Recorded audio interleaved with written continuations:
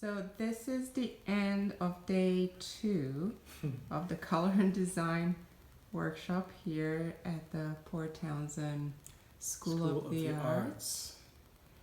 And first of all, I wanted to do this video because the wall behind you looks really good and exciting. But my question, as I'm looking at the work that the 15 artists did today, the exercises behind you, I wanted to ask you yet again, why are these very grid-like geometrical exercises beneficial for both artists who work abstractly and then artists who work figuratively? Because they really look abstract and geometrical, and many people might not recognize themselves and their way of working in those. So I was just wanting to ask you, why are they good for everyone, every artist who works with colors?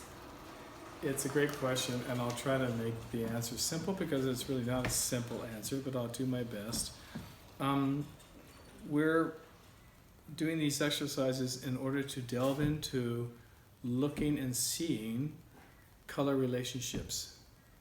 And so by keeping the format simple in a grid, no less than 5 shapes, no more than 7, they have to arrange colors by virtue of their hue, that is to say what color, by virtue of their value, how light or how dark, and by virtue of their saturation, whether it's prismatic, fully saturated, muted, which is subtler, or chromatic grays. So that getting to this point took us about a day and a half before we even got to the point where we could do these exercises. There's a lot of color mixing that takes place. So the first day is doing this, just to generate literally scores of many, many colors. Then they categorize, like what's behind you. You can see the categorization on that table. So they categorize the color by virtue of the hue, the value, the saturation. Then the assignment, if I may, is to make, here's a good example.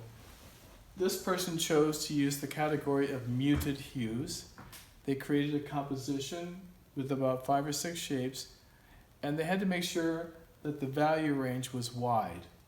Whereas this person here, if I can show you, made a composition where the value range is very narrow.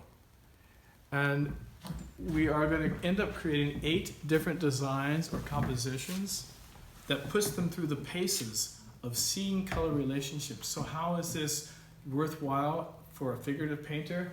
If you look at this wall, I've got a lot of painters on here. I've got Corot, I've got Sean Scully, more Corot, I've got Morandi, I have Fairfield Porter and others.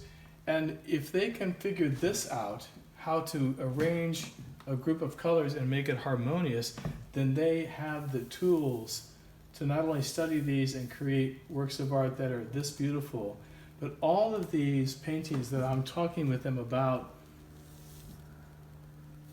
uses this principle. It doesn't matter if it's loose and painterly like a Matisse or tight like a Paul Klee. It's still color relationships, it's still planes of colors coming up against each other. And they're learning to balance and have a balanced and harmonious orchestration of color in the simplest of means. This is as simple as it gets, but it's not simple. And it's all about seeing. I told them this is not about making art. I can't teach that. I don't care to teach someone how to make art. You can't do that.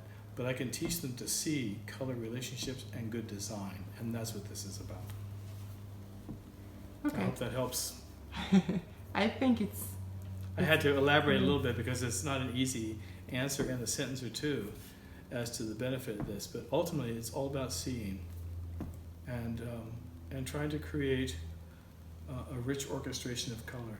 Tomorrow, for instance, we're going to go outside and look at the world around us. Buildings, grass, the forest, the sky, in morning light and afternoon light.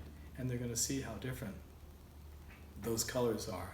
and what the relationship of those colors. And they'll be able to say, for instance, oh, that tree over there, the highlights, that's a chromatic gray. It's a chromatic gray green. It's got about the value of 3 between 1 to 10. They're going to start to be able to specifically see color and design and put it together as paintings. Great. I hope that addresses that question. It's a big question.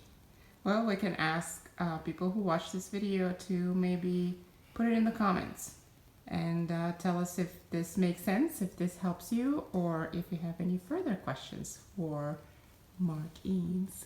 If I look tired, it's because I am. We've had a great day. It's been a full day, but thanks for the interview. Okay, great. Ciao.